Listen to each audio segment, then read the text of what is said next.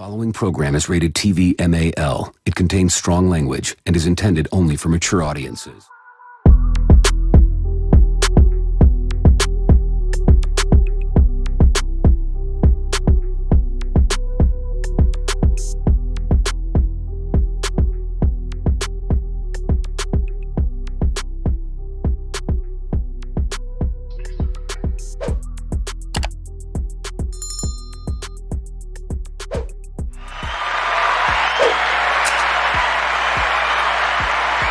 All right, so we got a very interesting show for you tonight. Got a lot of topics I want to discuss tonight. At first, I want to start with a little boring stuff.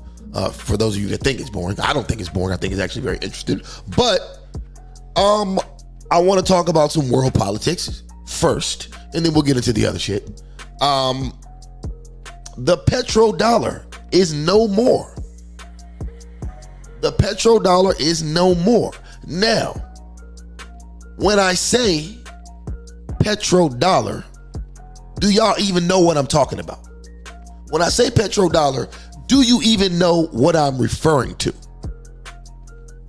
Well, in case you don't, let me get you up to speed. So basically, it's one of the staples of the United States of America's economy. It's a deal that was made between the U.S. and Saudi Arabia that requires that any oil bought or purchased from them must be purchased using the U.S. dollar. Now, this has been in place since 1974. And that's why Saudis and the ruling class of the United States have been tight for decades. In fact, the Saudi embassy is actually guarded by the U.S. Secret Service. No other embassy has that type of protection. But yeah, what we're going to do is we're going to get into this article real quick so we can take a deeper look at this, and then I'll get into my commentary on it. So without wasting any more time, let's get into that. All right, here we go. Get that whole screen. All right, boom. So, Saudi Arabia's petrodollar exit. A global finance paradigm shift. All right, so it says, originally signed on June 8, 1974, the deal established between the two joint commissions based on economic cooperation and the other on Saudi Arabia's military needs at the time. At the time, it was said that it was heralded as an era of close cooperation between two countries, says Katja Hamilton of Biz Community. American officials at the time expressed optimism that the deal would motivate Saudi Arabia to ramp up its oil production. They also envisioned it as a blueprint for fostering economic collaboration between Washington and other Arab countries. The crucial decision to not renew the contract enables Saudi Arabia to sell oil and other goods in multiple currencies, including the Chinese RMB, euros, yen, and yuan, instead of exclusively in US dollars. Additionally, the potential of use of digital currencies like Bitcoin may also be considered. This latest development signifies a major shift away from the petrodollar system established in 1972, when the U.S. decoupled its currency from gold, and it's anticipated to hasten the global shift away from the U.S. dollar. Now we're going to stop right there because that's all we really need to know. All right, I'll put that article in the description box below if you want to read it later. But yes, that's what we're going on. That's what's going on. So there we have it. All right. We got a border crisis. We got inflation through the roof. We got crime at an all-time high. Public school test scores at all-time lows. And major wars going down with almost all of our allies. And now we've lost our grip on the industry that we've dominated for the past 100 years easily. That being the oil industry. right?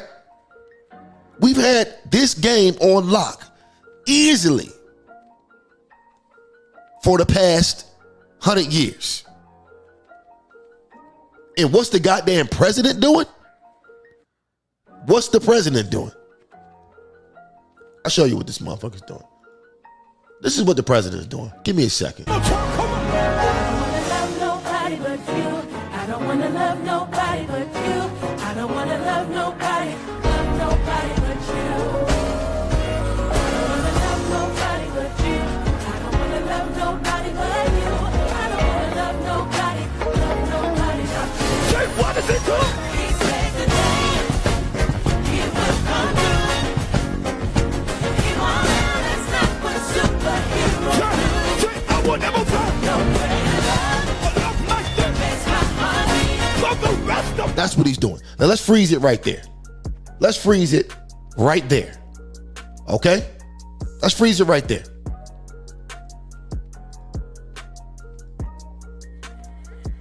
So what do we have here?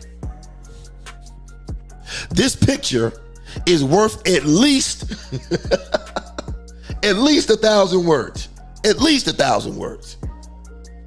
We've got this idiot, senile, liberal president, his strong, independent, do-nothing queen of a vice president, her cuck husband, and this thing wearing a dress with the dreadlocks. The first of his name, Lord of the Seven Kingdoms and Protector of the Realm.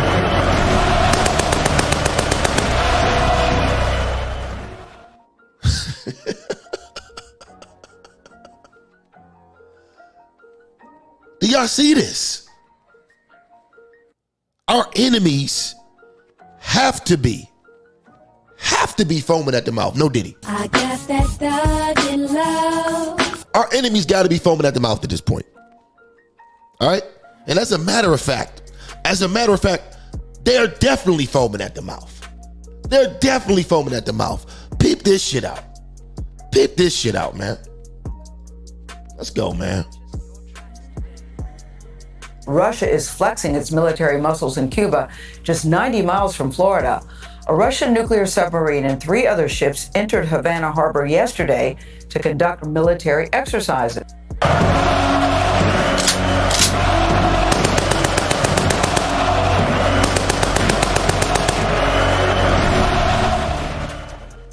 While Joe Biden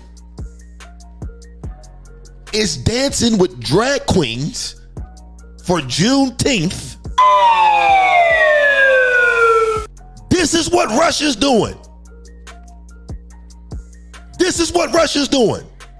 Let's go. It was really hard not to think of the Cuban Missile Crisis that brought the U.S. and Russia to the brink of war back in 1962 when we saw these headlines. David Martin is tracking the maneuvers and the U.S. response. A surface warship and a nuclear-powered submarine arrived in Havana to a 21-gun salute, beginning what the U.S. expects to be the largest Russian military exercises in the Caribbean in 5 years. I don't care what none of you people say. This shit's not going down on Trump's watch.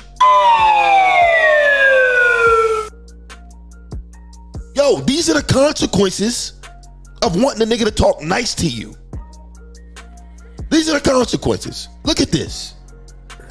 U.S. officials say the exercises will also include flights by Russian long-range bombers along the East Coast. It certainly wouldn't come as a surprise to us if we see more activity around the United States. The 4-ship Russian flotilla has already passed just 30 miles off the coast of Florida as it made its way down from the North Atlantic to the Caribbean. The warship has been used in the past to test fire one of Russia's newest hypersonic missiles.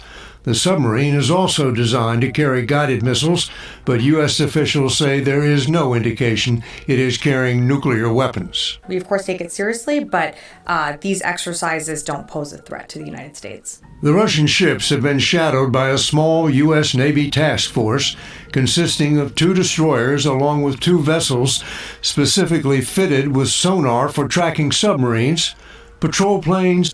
All right, that's enough of that, man. That's enough of that, man. So like I said, while Russia's doing that, Joe Biden's doing this. Now, at this point, there is nothing you sensitive ass Negroes can tell me about politics. There's nothing you can tell me about politics. Joe Biden is going down as the worst president in history. And if you're seriously considering voting for this nigga, you lost your mind. And why? Just because you think he isn't as racist as Trump.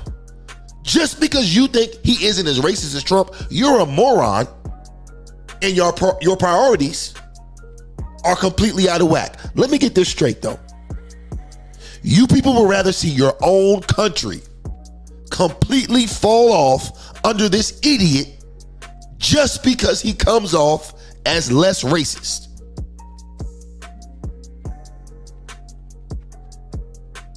Y'all niggas crazy, man. It's Trump 2024 all day over here. Look at my African American over here. Look at All him. day. Are you the greatest? You know what I'm talking about? Matter of fact, I'm gonna show you how I feel about this. This is exactly how I feel about you Biden sexuals hating on the Don. Let's go. And you gonna get off his corners? You gonna leave his people be? Or you the one that's gonna find yourself a new plug? You don't mean that shit? The fuck I don't. I built this shit. Me. Brick by brick. And I'll be damned if I let you tear it down just cause you don't like the way another nigga talk.